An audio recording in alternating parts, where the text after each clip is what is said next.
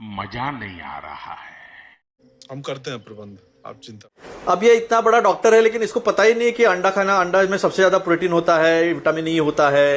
अंडे खाते जाओ आलोक भाई, अंडा खाओगे दिमाग तेजी से चलेगा। और रही बात दूसरी, इमरजेंसी विषय होते हैं तो हम रेगुलर विषय को हटाकर उस विषय पर बात करते हैं। अगर दुनिया में क्राइसिस नहीं है, हमारे 1 करोड़ लोग मिडिल ईस्ट में नहीं है, हम पर हमारे वाटर्स में, इंडियन ओशन के वाटर्स में उन्होंने ईरानी जहाज को डुबो दिया जो हमारे साथ आया था फ्रेंडली इसमें, तो ये विषय अगर इंपॉर्टेंट नहीं है तो आपको सत्ता में रहने का कोई अधिकार नहीं है। अंडा खाया ही नहीं आपने, अंडा खाया नहीं तो दिमाग तेज नहीं हुआ, और दिमाग तेज नहीं हुआ तो फिर क्या बचकानी हरकतें पार्लियामेंट में रोज ही चलती है। ना आपको किसान के बिल पे चर्चा करनी है, भाग जाते हैं। पेगासस में आपने लोग उपस्थित थे जिसके शशि थरूर जी अध्यक्ष है जो पार्लियामेंट्री कमेटी के, वहां पर आपने बातें करने नहीं दी, सबको ऑफिसर्स को भगा दिया, सबको अटेंडेंस में एब्सेंट दिखाकर मीटिंग ही हुई नहीं ये दिखाया। सबको पता है पेगासस कहां से लाया, आप सब लाते हो लेकिन चर्चा करने की हिम्मत नहीं होती। आपको पता है जब 1 रुपया बढ़ता है ना तो 22,000 से 25,000 करोड़ का नुकसान होता है। 1 रुपया डॉलर जब गिरता है एक डॉलर के सामने, और आज 30 रुपया अगर गिरा है तो समझ लो 4.5 लाख से 5 लाख करोड़ का एनुअल नुकसान होगा, यानी 35,000 से 40,000 करोड़ मंथली नुकसान होगा। इसका इंपैक्ट पूरे देश पर होगा। सही पकड़े हैं। गैस तो आपने 60 रुपए बढ़ा दिया और ऐसे बात करते हैं आपको कुछ फर्क ही नहीं पड़ता है। आपने $30 सस्ता लिया था पेट्रो क्रूड ऑयल रशिया से, उसका प्रोसेसिंग अच्छे से हो सकता है, वेनेजुएला का तो हो नहीं सकता है, सल्फर है उसमें, हेवी मटेरियल है। तो ये सस्ते में होने के बाद भी क्या किया आपके दोस्तों ने, उसको यूरोप में रिफाइंड करके बेच दिया, लेकिन आम जनता को कोई फायदा नहीं पहुंचाया। तो आम जनता की चर्चा से कौन भागता है? तो पीएम कॉम्प्रोमाइज तो है ही है, आज ये भी सिद्ध हो गया डरपोक भी है। तो लेने के देने पड़ गए। सब कुछ कंट्रोल में है। विदेश मंत्री पहले ही आके दोनों सदनों में जवाब दे चुके हैं। करंट व्यवस्था से सदन को अवगत करवाया जा चुका है। 60 रुपए बढ़ाए हैं गैस पे, आप कह रहे हैं रेट नहीं बढ़े हैं। परसों बढ़ाए 60 रुपए। 60 रुपए रेट बढ़े हैं, वो डोमेस्टिक कंपल्शन भाई 60 रुपए डोमेस्टिक कंपल्शन से बढ़े हैं, ये इसलिए नहीं। हम अभी इंटरनेशनल क्रूड प्राइसेस को कंट्रोल करने में बिल्कुल सक्षम हैं। ये अच्छे खासे हरदी इंटरनेशनल रेट भी बढ़ गए डॉक्टर अजय आलोक, क्या हो गया आपको आज? भाई इंटरनेशनल रेट भी बहुत बढ़ गए हैं। भाई इंटरनेशनल क्रूड रेट बढ़े तो उसका असर हमारे डोमेस्टिक कंज्यूमर्स पे नहीं पड़ रहा है। अच्छा। इन्होंने 60 रुपया गैस पर ऑलरेडी बढ़ा दिया है, लेकिन हमारी तैयारियां क्या है, हम किस तरह से फेस करेंगे, हमें क्या करना है आगे, ये महंगाई रोकने के लिए हम क्या करेंगे। $30 से जब बढ़ गया $100 पर बैरल क्रूड ऑयल गया, ये आप नहीं बताएंगे ना, ये तो एक्सटर्नल अफेयर्स मिनिस्टर ने बता दिया। उसका क्या है, मैं बीच में नहीं बोला, बिल्कुल बताएंगे।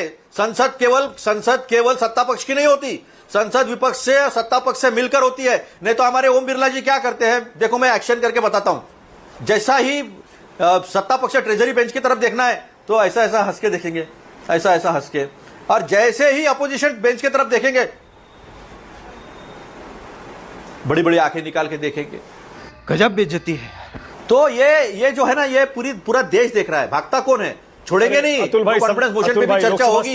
इस देश के स्पीकर ने किस तरह से संसद चलाई है और किस तरह से धज्जियां उड़ाई है संसद के नियम के, उसकी भी चर्चा होगी। लेकिन आज जो इंपॉर्टेंट बात है वो वर्ल्ड क्राइसिस चल रहा है, वर्ल्ड ऑर्डर जो है वो रीअलाइनमेंट में है, रीअलाइनमेंट चल रहे हैं। मैंने मेन पॉइंट्स बताए अभी। अरे बाबा मानक जी एक बात सुनिए, सुनिए, वो आए, उन्होंने कह दिया और चल दिए, हो गया खत्म। फिर विपक्ष की जरूरत क्या है, चला लो संसद आप ही, चर्चा नहीं होगी। वो आए, उन्होंने बता दिया, उसको आप सच मान लो, वो सही में किया है ये मान लो और चल दो। इन्होंने कहा कि कोई जरूरत नहीं, किसी भी चीज के दाम नहीं बढ़ेंगे। फिर गैस के दाम कैसे बढ़े? इनके कथनी और करनी का अंतर कितना है? क्यों 60 रुपए गैस के दाम बढ़े जब हमारे पास सब कुछ अवेलेबल है? क्यों अदानी ने 3 गुना दाम बढ़ा दिए, अंबानी ने क्यों बढ़ा दिए 3 गुना दाम? इनके कथनी और करनी का इतना बड़ा अंतर है। अनुराग ढांडा, सबसे बढ़िया प्लेटफॉर्म है, करो ना चर्चा। 2 दिन रुक जाते, क्या हो जाता? 2 दिन पहले अविश्वास प्रस्ताव पर डिबेट कर लेते, युद्ध तो इतने हफ्तों से चल रहा है और अभी चलने वाला है। 2 दिन के बाद कर लेते युद्ध पर चर्चा, क्या हो गया? अड़ क्यों गए आप? मानक जी, ऐसा है कि चर्चा करने से भागने वाले कितने विषयों से भागे हैं। 12 मिनट में किसान का बिल जो है वो पास किया और वापस भी लिया तो 12 मिनट में वापस में लिया। आप ये कहते कि 2 दिन रुक जाते, 3 दिन रुक जाते, इनको यानी किसी चीज का इंपॉर्टेंस ही नहीं है। हम कहेंगे वो सही। मुझे याद है अरुण जेटली जी ने कहा था कि संसद में हंगामा करना और सत्ता पक्ष को जो है अपनी चर्चा करने के लिए मजबूर करना, ये एक संसदीय आयुध है, एक शस्त्र है, उसका इस्तेमाल करना चाहिए। जैसे 2014 हो गया, सारे नियम ही बदल गए लोकतंत्र के। सारे नियम संसद के बदल गए और सारे नियम जो है वो देश के प्रधानमंत्री के हिसाब से होंगे। अतुल भाई एक सेकंड, ओम प्रकाश तो होगा ना। एक सेकंड, मैंने मान लिया, सुनिए ना, मैं बताता हूं ना चर्चा क्या करने बताता हूं। आप कुछ भी बोलो, ये नहीं सुनने वाले। अरे वो इतने इंपॉर्टेंट मुद्दे थे, आज अचानक वो सारे के सारे इंपॉर्टेंट मुद्दे तब वाले पार्ट 1 वाले वो कम इंपॉर्टेंट हो गए। अरे बाप रे, आने मनमाना जी, आपको भी लगता है कि मिडिल ईस्ट में जो वॉर हो रहा है इंपॉर्टेंट नहीं है? 67,000 लोग लेकर आए, स्टेटमेंट क्यों दिया? फिर एस जयशंकर जी ने स्टेटमेंट क्यों दिया? इंपॉर्टेंट नहीं था तो? इंपॉर्टेंट है, वो प्रायोरिटी विषय है, क्योंकि हिंदुस्तान एक इंपॉर्टेंट प्लेयर है दुनिया में। ईरान हमारा अच्छा दोस्त है, अमेरिका से भी हमारे अच्छे संबंध है, लेकिन पूरा वर्ल्ड ऑर्डर चेंज होते समय हमारी भूमिका क्या होगी, इसके ऊपर चर्चा इंपॉर्टेंट नहीं है। बहुत बढ़िया बात है कि या फिर प्रधानमंत्री डर गए, कैसे कॉम्प्रोमाइज, उसकी भी चर्चा हो जाएगी। मेरी बात को तोड़िए मत, सच बोलो। मैं ये नहीं कह रहा हूं युद्ध कम इंपॉर्टेंट मुद्दा है, लेकिन मैं ये कह रहा हूं 2 दिन अगर रुक जाते, ये प्रायोरिटी कैसे तय होगी कि नहीं पहले स्पीकर का था, स्पीकर पे आइए, चलिए अब युद्ध आ गया, अब नहीं स्पीकर पे, बाद में पहले युद्ध पे आइए। अतुल भाई बोलिए। मानक जी, आप ही के सवालों में आप ही ने जवाब दे दिया। आप ही ने सवाल किया और आप ही ने जवाब दे दिया। जब नरवणे की जी बात थी, राहुल जी को बात नहीं करने दे रहे थे, फिर राहुल जी ने कहा अच्छा ठीक है, मैं आर्मी चीफ ने कहा नहीं आप नाम नहीं ले सकते। अच्छा, नरवणे जी कहा नहीं आप नाम नहीं ले सकते, आप बात नहीं कर सकते। अरे इतनी डरपोक तो संसद कभी नहीं थी अपनी। अगर आलोचना सहन नहीं कर सकते हो तो फिर सत्ता में रहने का अधिकार नहीं और लोकतंत्र की बात करने का भी अधिकार नहीं है। तब की परिस्थितियां अलग थी, आज की परिस्थितियां अलग है। आखिरी दिन एडमिट करवा लिया, पता नहीं जो नो कॉन्फिडेंस मोशन है आखिरी दिन में उन्होंने एडमिट करवा लिया, और फिर बाद में जब शुरू होगा तब होगा। लेकिन इतनी परिस्थितियां गंभीर है, युद्ध बढ़ते जा रहा है, कौन से समय में कहां तक युद्ध बढ़ जाएगा, हमारी प्रिपरेशन क्या है, हमने क्या स्टैंड लिया है, ये संसद में जानने का अधिकार है। Okay doctor Ajay Alok, 1962 war चल रहा था, और सुनिए वॉर चल रहा था और चलते वॉर में संसद चल रही थी, और संसद में तीखे से तीखे सवाल अटल बिहारी वाजपेयी जी नेहरू जी को पूछ रहे थे, लेकिन नेहरू जी ने पलट के ये नहीं कहा, उनके घर में ईडी, इनकम टैक्स, सीबीआई नहीं भेजा। अब ये मत कहना ईडी तब नहीं थी, नहीं तो उसका भी जवाब दे दूंगा। गजब टू बी आजादी। और युद्ध है, हम देख रहे हैं युद्ध से बड़ा और क्या हो सकता है? क्यों नहीं हम पहले उस पर चर्चा कर सकते? सबसे बड़ी बात कि किसी भी चर्चा का सदन में अंत क्या होता है, मंत्री या गृह मंत्री या संबंधित मंत्री उसका पूर्ण रूप से जवाब देते हैं। यहां पार्लियामेंट शुरू होती है, सबसे पहले एक्सटर्नल अफेयर्स मिनिस्टर दोनों सदनों में जाके भारत की वस्तु स्थिति क्या है सीधा एक्सप्लेन कर देते हैं। सीधा एक्सप्लेन करते हैं कि हमारे पास फिलहाल चिंता करने की जरूरत नहीं, लेकिन भविष्य के लिए हम बहुत चिंतित हैं, क्योंकि इससे हमारे इकोनॉमी हमारी अफेक्ट कर सकती है, हमारे रिश्ते अफेक्ट कर सकते हैं, हमारे 1 करोड़ भारतीयों का इंटरेस्ट हमारे लिए सर्वोपरि है। जो वापस आना चाहते हैं हमने वापस लाने की तैयारी भी शुरू कर दी। Full concrete information external affairs minister ने दिया और वस्तु स्थिति से अवगत करा दिया। आप बिना मोशन लाए हुए आप चर्चा करना चाहते हैं, ये कैसे होगा? तुम्हें शर्म है कुछ? इसी लोकसभा में, उसी लोकसभा के स्पीकर पे आप नो कॉन्फिडेंस मोशन लाए हैं और आप उसी से चर्चा से भाग जाएंगे।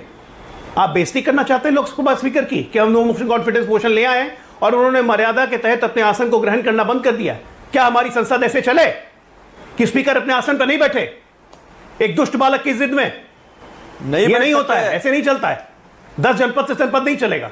नहीं, पर्सनल मत करिए अजय, मैं आपको हर बार कहता हूं जो नियम है वो नियम है। मुझे पता है राहुल गांधी से स्पीकर की अवमानना करना आपको अच्छा लगता है, प्लीज देश को अच्छा नहीं लगता बालक, प्लीज ऐसी भाषा नहीं।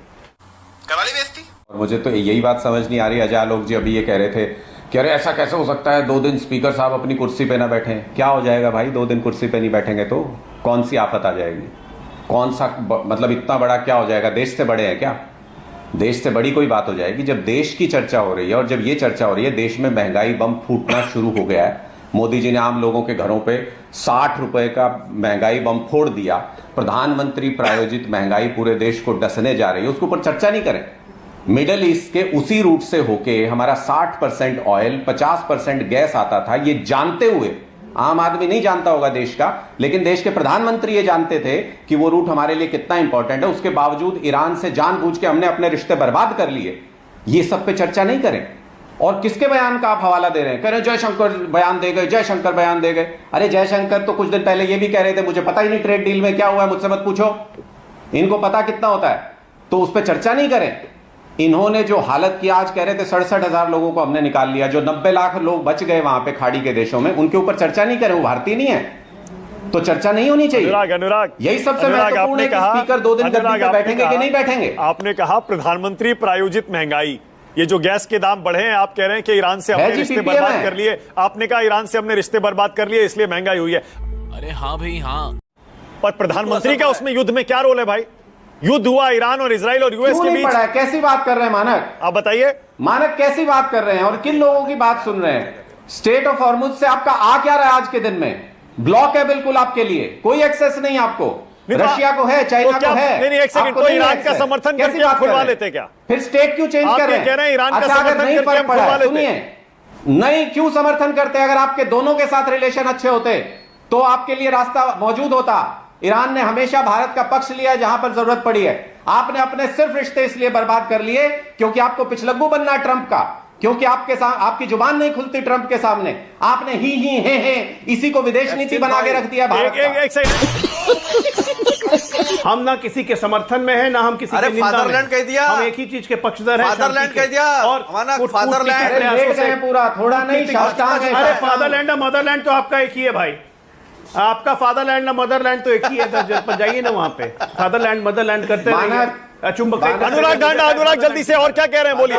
है ही सुनिए, है ही वाली विदेश नीति ना यहाँ मत चलाइए। चुप, एक बार बात सुनिए। पढ़ क्या है जी? केजरीवाल आप पढ़ के आया कीजिए। डॉक्टर नाम के आगे लगा लेने से पढ़े लिखे नहीं हो जाते हैं। डॉक्टर नाम के आगे लगा लेने से डॉक्टर नहीं हो जाते, पढ़े लिखे नहीं हो जाते हैं। पढ़ लिख के आया कीजिए आप थोड़ा सा। मानक जी, होता क्या है कि भारतीय जनता, जैसे ये बोलते थे ना, इनका एक बब्बर शेर आया था, मैन्युफैक्चरिंग सेक्टर को हम 25% बढ़ाएंगे। जुमले क्या हो गया डॉक्टर? क्या हो गया? यूपीए सरकार में जो हमारा बब्बर शेर काफी के पास रहता है। बब्बर शेर वो क्या? रुक जाइए अनुप्रिया, रुक जाइए। अब अनुप्रिया यादव, क्या हो गया अचानक के नीतीश जी को राज्यसभा जाना पड़ा? एक जेडीयू के कार्यकर्ता होने के नाते और पूरे बिहार की जनता ये बहुत ही दुखी है, क्योंकि जैसे बीच मझधार में माननीय मुख्यमंत्री जी ने ये फैसला लिया, क्योंकि हमने पूरे इलेक्शन ये कहा कि 2025 से 30 मुख्यमंत्री जी ही रहेंगे, बिहार की सत्ता को संभालेंगे। और इसी भरोसे पे बिहार की जनता ने जनमत भी दी और विश्वास जताया। लाख विपक्ष हंगामा करते रहा, लाख अटकलियां लगाते रही कि मुख्यमंत्री जी के ऊपर में, लेकिन बिहार की जनता ने क्या चुना? वो सुशासन की सरकार चुनी और न्याय के साथ विकास का बिहार चुना, और देखा कि बिहार में हर तरफ हर एक क्षेत्र में विकास हो रहा है। तो ऐसे सरकार को चुनना जरूरी है। शर्म आनी चाहिए आपको। दिल से मर्माहत हूं, और सच कहूं तो ठीक ही कहा आपने कि हम डिबेट्स में आना नहीं चाहते थे। मानसिक रूप से हम इतने स्टेबल नहीं थे कि हमें लगा कि हम अपने इस नेता के फैसले को कैसे हम लोग एक्सेप्ट करें, क्योंकि हम चाह रहे थे कि हमारे नेता बिहार की जनता की सेवा में रहे। बट ये उनका निजी फैसला, और नेता जब फैसला लेता है तो एक बतौर कार्यकर्ता, एक पार्टी का सिपाही होने के नाते हमें वो सम्मान्य है। सत्ता पक्ष के जितने भी प्रवक्ता वगैरह हैं, उनकी किसी बात से कोई संतुष्ट होने का सवाल ही नहीं। हमको तो लगता है कि अजय जी, अनुप्रिया जी, ये सब जो है स्टेट ऑफ हॉर्मुज को बंद होने का इंतजार कर रहे हैं। अरे आज इनको तो खुशी मनाना चाहिए कि जिस स्पीकर पर निष्पक्षता का आज एक मोहर लगा दिया विपक्ष ने, इनको तो ऐसे ही झंडा पटाखा उड़ाना चाहिए। ऐसे भाई बिरला जी एकदम जो है बायस्ड हैं, ये हैं वो हैं। सवाल है कि वो नो कॉन्फिडेंस, दिक्कत कहां हो रही है कि वो नो कॉन्फिडेंस आज सरकार के खिलाफ नो कॉन्फिडेंस में जा रही है। इस चीज को आपके शो पर मैंने कहा था क्या कि बिरला जी का मुद्दा नेपथ्य में चला गया। भाई ये बताइए, ये जो एक मिनी कोविड जैसा क्राइसिस है, ये मिनी कोरोना जैसा पश्चिम एशिया का जो एक क्राइसिस है, वो भारत पर इस कदर टूट पड़ा है। जो सबसे ज्यादा प्रभावित दुनिया में देश है वो भारत है। तो क्या पहले स्पीकर या पहले भारत देश पर कुप्रभाव जो पड़ रहा है उस पर चर्चा होनी चाहिए? आज इनका जो एक्सक्यूज है एकदम लग रहा है लंगड़ा एक्सक्यूज नहीं है। अरे दम है तो आके बोलिए, जैसे जयशंकर जी ने बोला, जो भी बोला। 6 दिन इनको लगे कंडोलेंस रजिस्टर पे साइन करने में, 6 दिन लग गए। मैं जानता हूं तुम चुल्लू भर पानी में जाके डूब के मर जाओ।